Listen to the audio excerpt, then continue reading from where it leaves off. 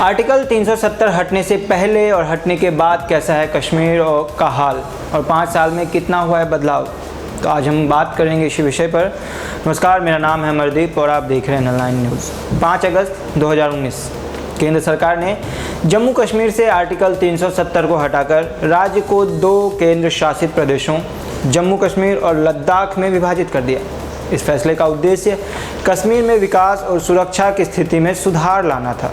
सरकार का मानना था कि आर्टिकल 370 कश्मीर में आतंकवाद और अलगाववाद को बढ़ावा दे रहा था, जिससे राज्य के लोगों को मुख्य धारा से जोड़ने में कठिनाई हो रही थी। अब 5 साल बाद देखते हैं कि इस फैसले के बाद क्या क्या बदलाव हुए हैं। आर्टिकल 370 हटने से पहले कैसा था जम्मू कश्मीर। आर्टिकल 370 के समर्थक कहते हैं कि यह कश्मीर की स्वायत्तता की रक्षा करता था और राज्य के विशेष दर्जे को बनाए रखने में मदद करता था। इसके तहत जम्मू कश्मीर के लिए संसद को केवल रक्षा, विदेश मामलों और संचार के संबंध में कानून बनाने का अधिकार था, जबकि अन्य मामले में राज्य सरकार की मंजूरी आवश्यक थी।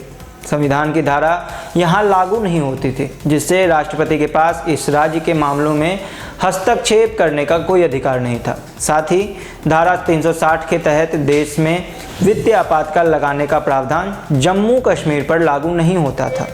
अब आर्टिकल 370 के हटने के बाद तस्वीर बदली है, तो अब क्या है वहाँ के हालात, चले बताते हैं आपको।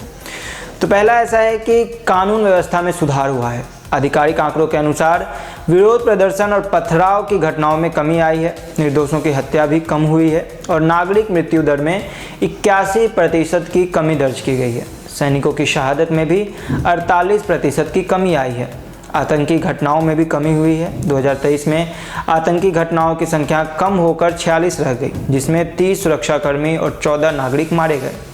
इस साल 21 जुलाई तक कुल 14 सुरक्षाकर्मी और 14 नागरिक मारे गए, जो पिछले वर्षों की तुलना में कम है। यह सरकार की आतंकवाद के खिलाफ जीरो टॉलरेंस नीति का परिणाम है। पर हाल फिलहाल में आतंकवादी घटना में जिस हिसाब से बढ़ोतरी हुई है, उससे एक बार फिर कई लोग कह रहे हैं कि ये 90 का दशक वापस लौटा है। अब लोकतंत्र की पहल भी हुई है धारा 370 हटने के बाद। 2020 में जिला विकास परिषद यानी DDC के चुनाव कराकर राज्य को लोकतंत्र में जोड़ा गया। वाल्मीकि समुदाय, माताएं, बहनें, OBC, पहाड़ी, गुज्जर, बकरवाल आदि को आरक्षण का लाभ दिया गया। राज्य में बुनियादी ढांचे, स्वास्थ्य, पर्यटन, परिवहन, उद्योग, शिक्षा और हवाई अड्डों सहित लगभग हर क्षेत्र में विकास हुआ है। आर्टिकल 370 हटने के बाद राज्य में निजी निवेश में वृद्धि हुई है। निवेशक कश्मीर में जमीन खरीदने और कंपनियां स्थापित करने में रुचि दिखा रहे हैं।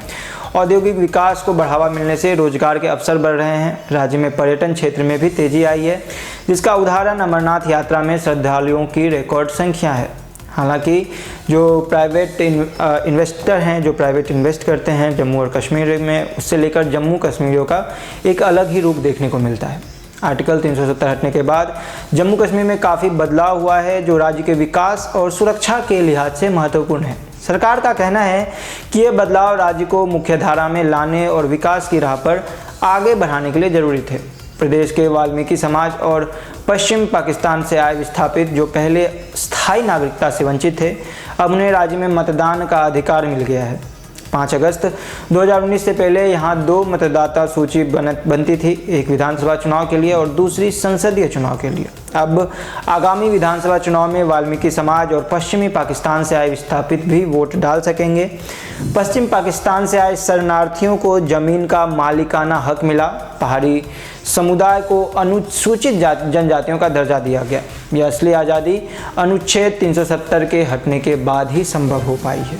तो इसके अपने अपने पहलू हैं कि कुछ लोग कहते हैं कि 370 को नहीं हटाना चाहिए था, तो खास करके जो जम्मू और कश्मीर के निवासी हैं वो ऐसा कहते हैं, पर बाकी जो देश के लोग हैं वो कहते हैं कि 370 हटाकर सरकार ने एक अच्छा कदम बढ़ाया है।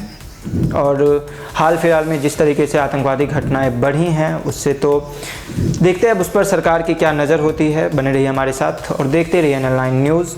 और कैसी लगी ये खबर हमें कमेंट करके ज़रूर बताएं। धन्यवाद।